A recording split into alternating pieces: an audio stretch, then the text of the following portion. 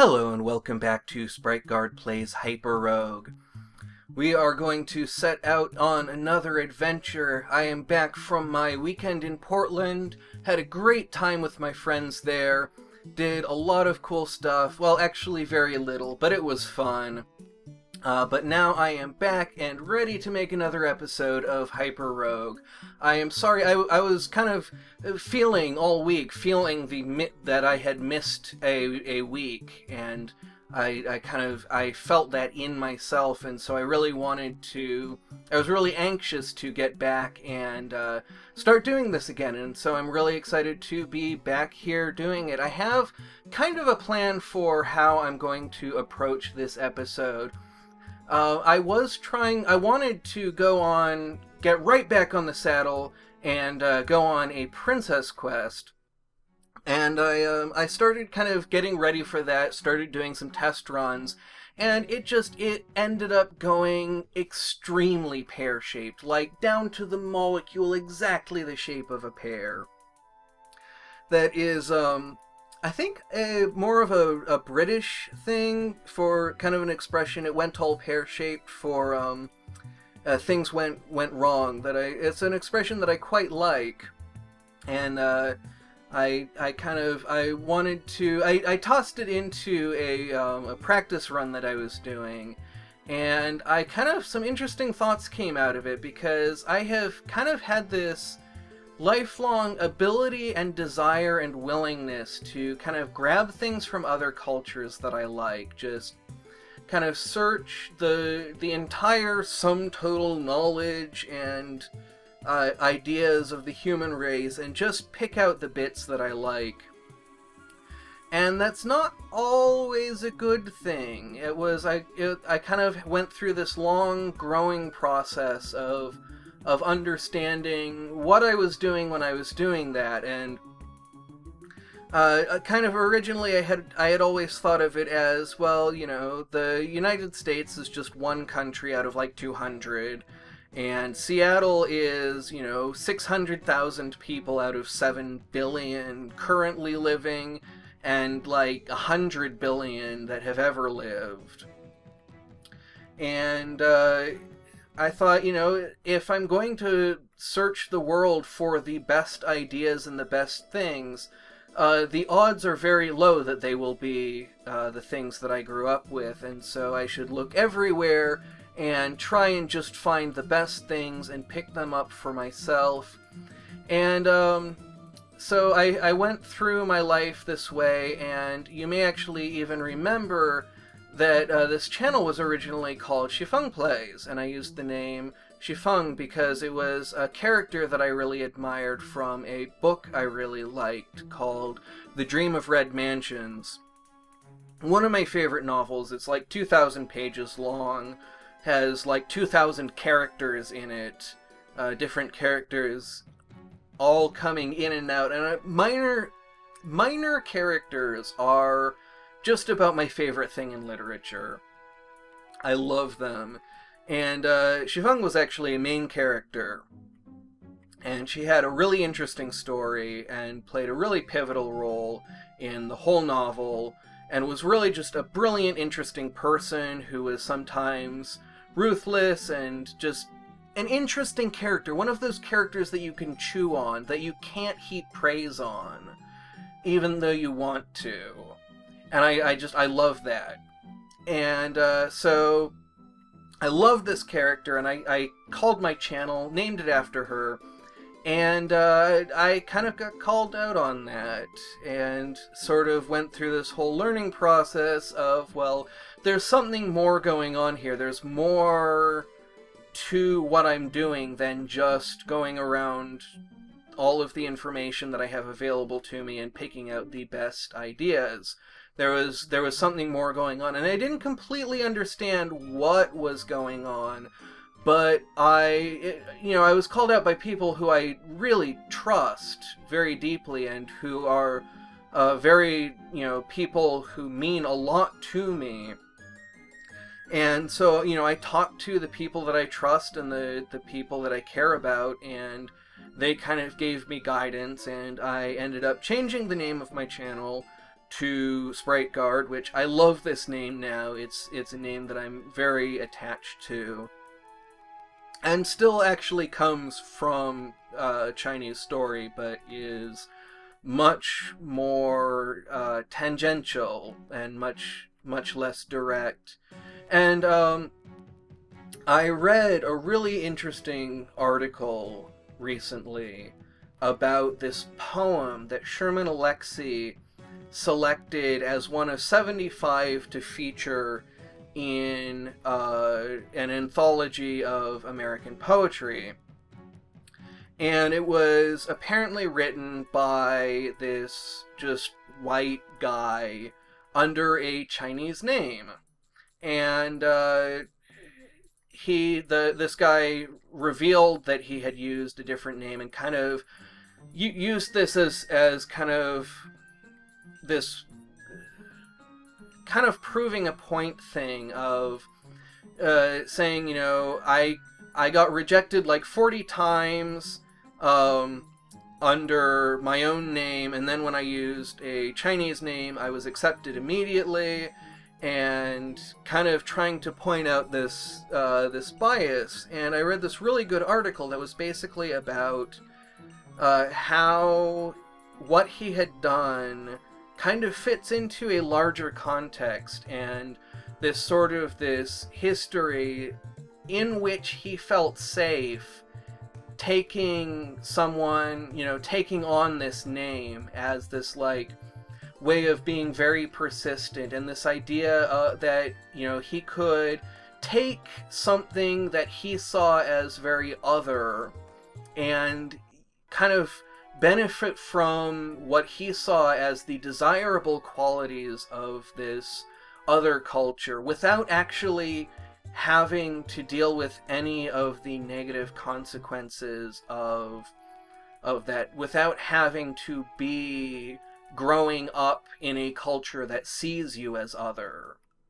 And so it was a really interesting article that kind of gave me some insight into, you know, I had changed the name of this channel kind of under the belief that I knew that the name that I had was wrong, and I was trying to understand it, and I was trying to grow, and, you know, I knew that people I trusted had told me that this was not that this was not good, and that I should change it. And I had a vague kind of rough idea of why that was, but it wasn't really clear, and it was missing some pretty crucial pieces that this article then filled in. I will try to link it. I don't have the link available. You know, I'm sitting here thinking, you know, I don't know exactly where it was. I think I could find it just in my browser history. I will try to link it if I am at all able to. But basically, it was really good to kind of read this article and have a better understanding, and, you know, make me kind of question the how wise it was to choose the name Sprite Guard. Because it was kind of, even though it was, you know, no longer saying, you know, okay, I'm going to take on this kind of guise of Chineseness now that I don't have that facade up, it's still very much in that kind of thing of, well, this is very other, and I quite like it, and I'm going to take just this one thing that I quite like and take it on. And so that's something that I hadn't really thought about, hadn't really understood until I read this article. We would really like to get away from this fire as quickly as possible. I'm kind of being distracted from what I was talking about by the situation I'm in, which is good, because it means things are happening in the game, things that I can devote my attention to. But I kind of want to get back to this idea about growing and understanding the world. I kind of am often repeating to myself this phrase, nothing is simple. It's never simple. And so every time I think I understand my place in the world and my role in the world, I then kind of learn better and I continue to grow. And so, I have committed to this name now at this point. I am not at a point where I can easily, or I think am willing to change this name, but I now have a much better understanding that I will bring to other decisions that I make in my life. And I think that that core idea of just becoming more and more aware of my role in the greater world. And I talked about one of the things that I thought about is the way that this channel started was sort of out of this idea of trying to, because I know that I have kind of these privileges and these opportunities that not a lot of people have. And I am now in a really sticky tactical situation that I'm not sure I can get out of. Let's see. Okay.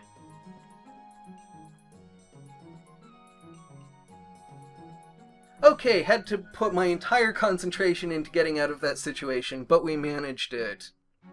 That was very nerve-wracking, and that's, one of the things I love about this game is all of the different situations that you can get into, and the kind of, the way you can get into scrapes and then get out of scrapes, and, that's just one little slice of the adventure that we are on.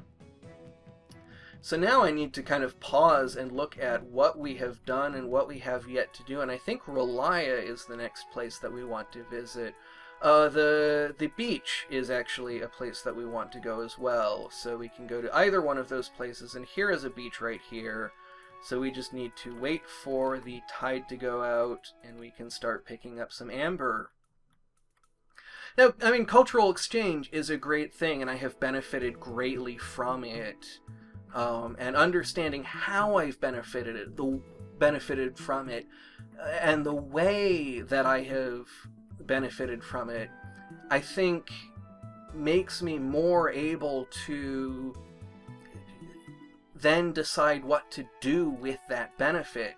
So when I started this channel, one idea that I had really at the front of my mind was, okay, I have all of this, all of these opportunities and privileges that other people don't have.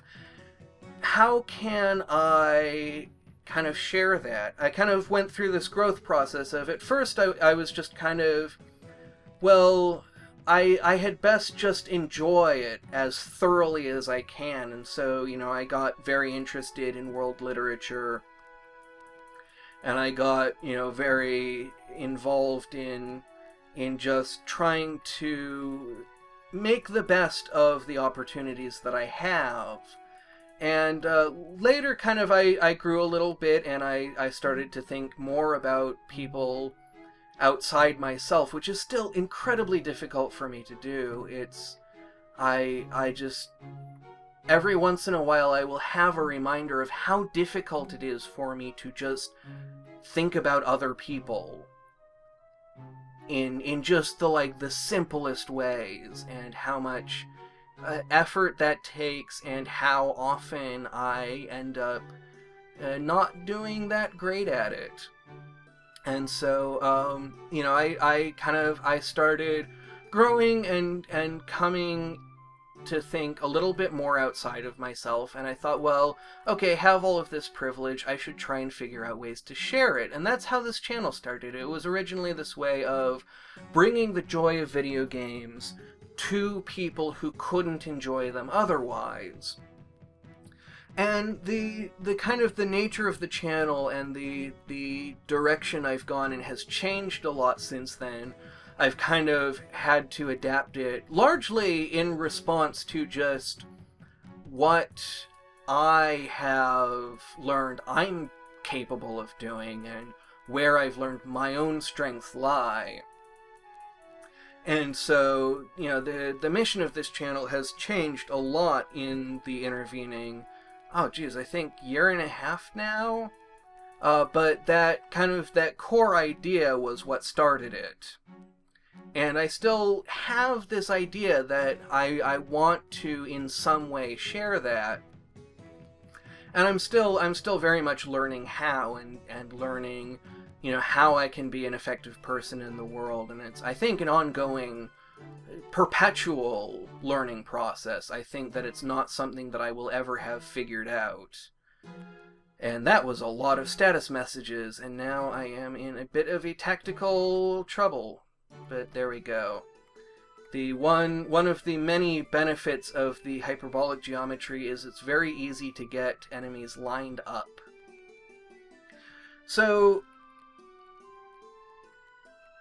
I guess as I'm growing, now I'm learning, okay, well, how am I actually navigating the world? What effect am I having on the world when I just kind of take advantage of whatever opportunities are available to me? Am I, by doing that, am I making the world then better? Am I acting to spread that privilege, or am I just kind of being one more pebble in the avalanche, which is always, I'm one of the kind of the constants in my life is that I'm always thinking about patterns and trends and trying to push against trends simply because they are trends.